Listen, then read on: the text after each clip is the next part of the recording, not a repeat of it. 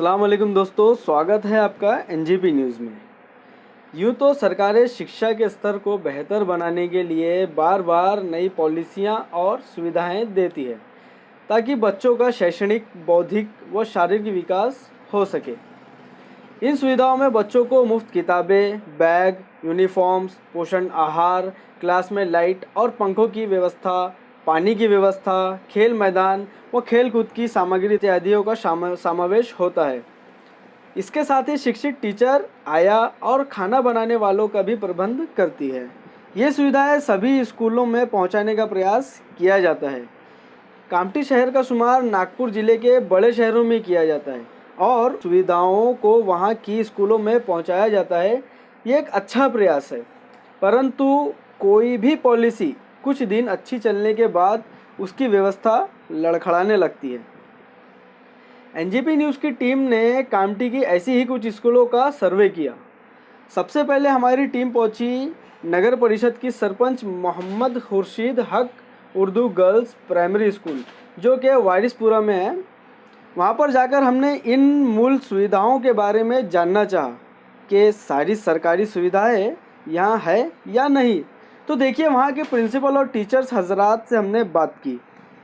मैं मुख्य अध्यापक सुल्तान सलीम, नगर परिषद सरपंच मोहम्मद खुर्शीद हक, उर्दू प्राथमिक शाला में वारिसपुरा मैदान, और मेरी स्कूल में 6 टीचर है मुझे मिलाकर, और यहाँ पर जो है बच्चों को अच्छी तालीम दी जाती है। यहाँ पर हमारे यहाँ 155 बच्चे हैं और यहाँ पर शासन की ओर से सारी सुविधा मुहैया की जाती है, जैसे पीने का पानी है और लाइट है, पंखा है, और बच्चों को जो है किताबें भी जो मुफ्त दी जाती है।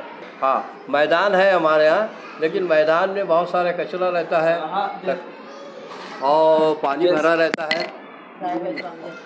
जैसा कि मैंने यहाँ पर मैदान का मुआयना किया है, तो मतलब मुझे यहाँ पर मैदान में बहुत गंदगी दिखी है। जी। है ना, बच्चों को आने जाने में, उनके पेरेंट्स जो आ रहे हैं, उनके कपड़े गंदे हो रहे हैं, काफ़ी चीज़ें मैंने भी यहाँ पर ऑब्जर्व की है। तो इस तरह की मतलब जो ये गंदगी मैदान में हुई है, जो पानी जमा है बारिश का, जिसका निकासी का कोई काम यहाँ पर नहीं है, तो इसका कुछ आप लोगों ने नगर परिषद को इसके बारे में कंप्लेंट वगैरह की है क्या? ज़बानी बातें, मौखी बातें जो है ना हमने की है, और लिखित में जो कीचड़ होता है उसके लिए एप्लीकेशन दिए थे। नगर परिषद के ज़रिए मतलब चूड़ी डाली गई है, लेकिन पानी यहाँ पर बहुत जमा रहता है और जानवर जो है ज़्यादा से ज़्यादा यहाँ पर दिखते हैं, जिसकी वजह से गंदगी बहुत होती है।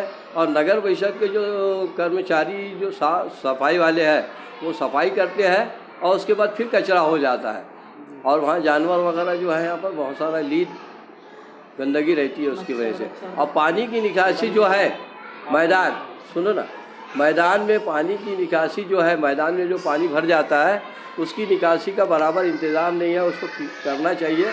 हमने कई मरतबा बोल दिया है, आज नहीं तो कल होगा बोलते हैं, आश्वासन मिल रहा है खाली नगर परिषद। मेरा नाम यास्मीन बानो है, मैं भी इसी स्कूल की टीचर्स हूँ।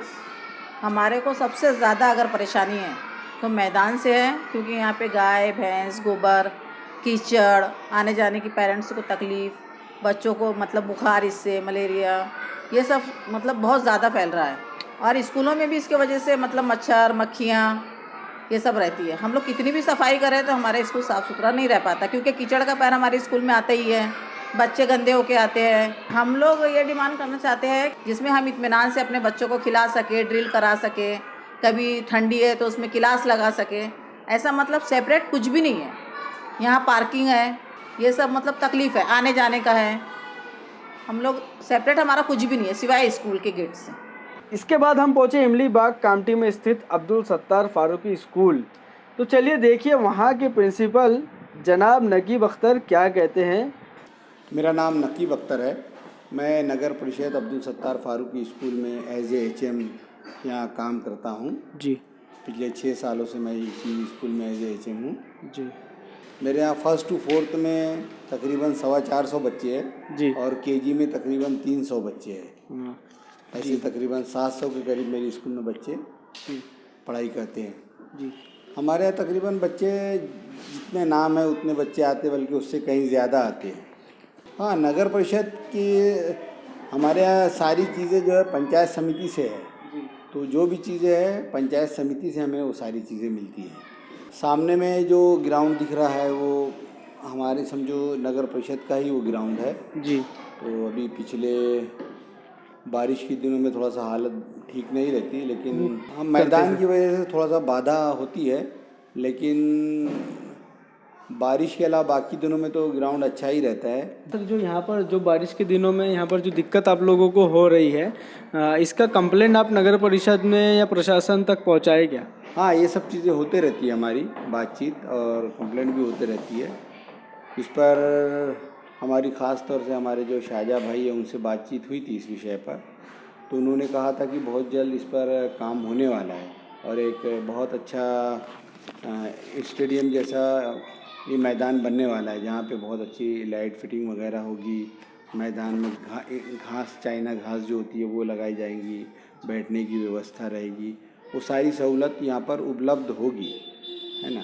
लेकिन कुछ काम करने में कभी कभी ऐसा भी होता है, कुछ अड़चनें आती है, क्योंकि ये ग्राउंड किसी एक घर का नहीं है। यहाँ पे सैकड़ों फैमिली रहती है और हज़ारों लोग यहाँ पर रहते हैं। हर किसी का अपना अपना जहन रहता है। अभी कुछ दिन पहले ही यहाँ काम शुरू होने वाला था, किसी एक दो फैमिली ने, एक दो घरों ने इस पर ऑब्जेक्शन लिया कि यहाँ पर बाउंड्री वाल ना बनाई जाए, जिससे ये काम रुक गया है और आने वाले दिनों में इंशाल्लाह ये काम बहुत तेज़ी से होगा, ऐसा हमारी शाहजहाँ भाई से बात हुई है। हाँ, नगर परिषद से तो हम यही चाहेंगे कि जितनी जल्दी हो सकता है जो आपत्ति जिन पेरेंट्स ने, जिन पालकों ने उठाई है, उसको जल्दी से जल्दी उसका निपटारा करके जल्दी से जल्दी इस ग्राउंड को बनाया जाए। और हम ये चाहेंगे कि इस ख़ास तौर से बारिश के दिनों में बड़ा बुरा हाल रहता है। यहाँ के जो पानी जो जमा रहता है, जिससे मलेरिया डेंगू होने का ख़तरा रहता है। इसके पहले हमारे यहाँ ग्रामीण रोगनालय से डॉक्टर शबनम मैडम यहाँ आए हुए थे, उन्होंने भी देखा तो उन्होंने भी बोला कि नहीं हम करेंगे। इस तरीके से बहुत सारी चीज़ें हुई है। तो इन लोगों का कहना है कि उन्हें सारी सुविधाएं बराबर दी जाती है वगैरह वगैरह। मैदान जो बच्चों के बौद्धिक व शारीरिक विकास का हिस्सा होते हैं। तो ये आप देख नगर परिषद स्कूल के मैदान का हाल कि किस तरह मैदान में पानी जमा है। लोगों को छोड़िए, स्कूल के छोटे छोटे बच्चे और वहाँ के टीचर को किस तरह आने जाने में असुविधा का सामना करना पड़ता है। वो बच्चे जो इस स्कूलों में पढ़ते हैं, उनके माँ बाप जो इन्हें स्कूल छोड़ने आते हैं, उन्हें भी काफ़ी तकलीफ़ों का सामना करना पड़ता है। साथ ही साथ इस मैदान में जमे पानी, गाय भैंस और दुनिया भर के जानवर जो यहाँ पर आते हैं और जो कि मुख्तलिफ़ किस्म की बीमारियों को पैदा करते हैं। इन दोनों स्कूलों के बाद एनजीपी न्यूज़ की टीम पहुँची मनसाराम स्कूल। वहाँ भी प्रिंसिपल और टीचर से बात की गई। मैं नगर परिषद Mansaram Syria Urdu upper primary school Kamptee से असिस्टेंट टीचर शेख लियाकत बोल रहा हूँ।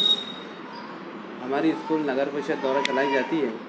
यहाँ पर पहली कक्षा से लेकर 8वीं कक्षा तक क्लासेस है और यहाँ पर टोटल 114 स्टूडेंट है और स्टूडेंट की अटेंडेंस अच्छी है अल्हम्दुलिल्लाह और पढ़ाई भी अच्छी है अल्हम्दुलिल्लाह।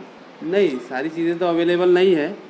बाकी नगर परिषद द्वारा हमको पानी वगैरह का सप्लाई होता है, वाटर सप्लाई।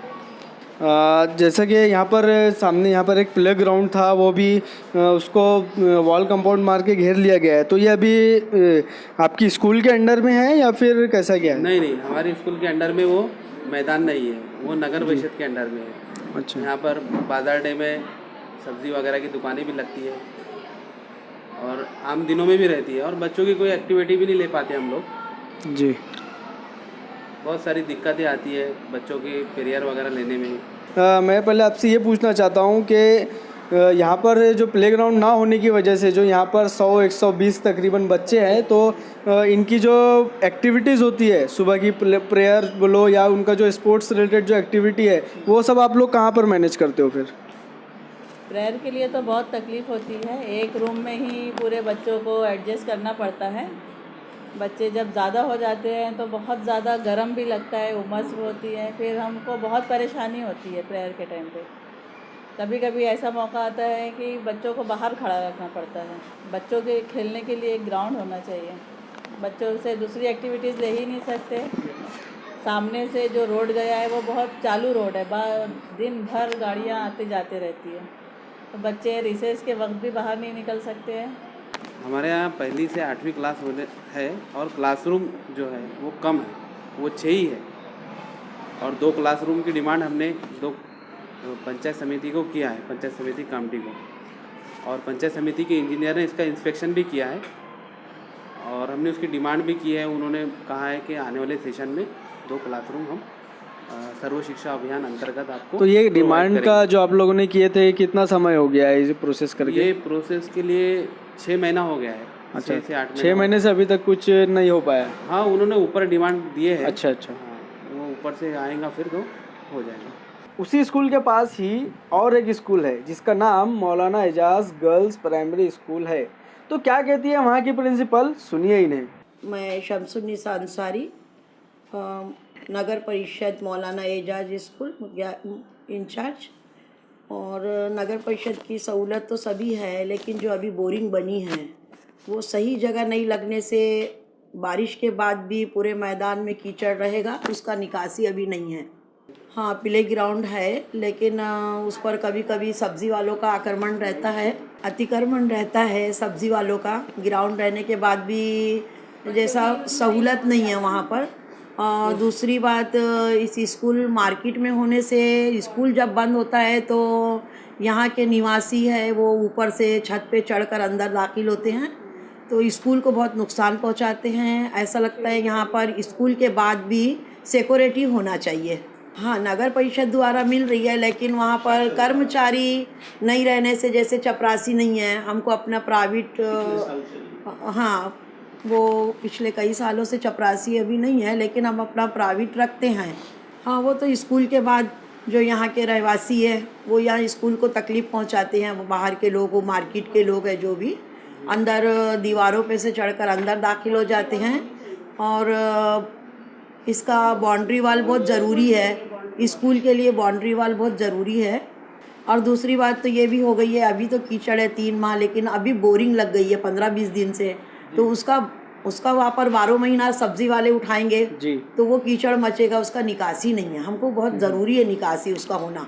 दूसरी सबसे बड़ी गंदगी यहाँ पर ये पेरेंट्स चिल्ला रहे हैं, ऑब्जेक्शन लेते हैं कि आपके स्कूल में बदबू बहुत रहती है। तो बदबू का कारण यही है कि हमारे जाने के बाद पूरी सब्जियां जितनी उनकी बेकार होती है वो यहीं डाल देते हैं जी। तो दूसरे दिन वो बदबू उठती है। ये रोज़ की परेशानी है। नहीं, सफाई तो रोज़ होती है, सुबह में सफाई होती है, हाफ डे तक के वो साफ रहता है। हमारे अभी जाने के बाद दोपहर 2 बजे हमारी छुट्टी हो जाती है, हम चले जाएंगे तो अभी सब्जियों का ढीक यहाँ शुरू हो जाएगा। कल जब हम सुबह आते तो बदबू रहती है, फिर सफाई वाले आते हैं। हिफाजत मेरे स्कूल के अतराफ कंपाउंड होना बहुत ज़रूरी है। शाला की हिफाजत के लिए वो तो बताया हमने आपको कि सिक्योरिटी होना चाहिए। स्कूल टाइम के बाद तो बहुत परेशानी होती है यहाँ पर। अब नंबर था नगर परिषद तिलकधारी हिंदी प्राथमिक शाला का। जब हम इस स्कूल में पहुँचे तो इस स्कूल में पाया गया कि स्कूल में टीचर गायब है और क्लास में खाना बनाने वाली बाई बच्चों को पढ़ा रही है, तो दूसरी क्लास में साफ़ सफाई करने वाली बाई क्लास ले रही थी। थोड़े समय बाद हम फिर इस स्कूल में पहुँचे तो हमें एक टीचर नज़र आई। तो क्या कहती है ये टीचर, सुनिए इन्हें। मेरा नाम सीमा गोलवंशी है। मैं नगर परिषद तिलकधारी हिंदी प्राथमिक शाला की सहायक शिक्षिका हूँ। जी हाँ, उनके द्वारा सुविधाएं उपलब्ध है। प्ले ग्राउंड है लेकिन छोटा है, 31 है।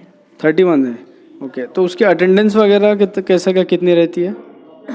रजिस्टर पर ली जाती है। हाँ, मतलब कितने बच्चे मतलब डेली अवेलेबल रहते हैं, एब्सेंट रहते हैं? डेली अवेलेबल 25-26 रहते हैं। अच्छा।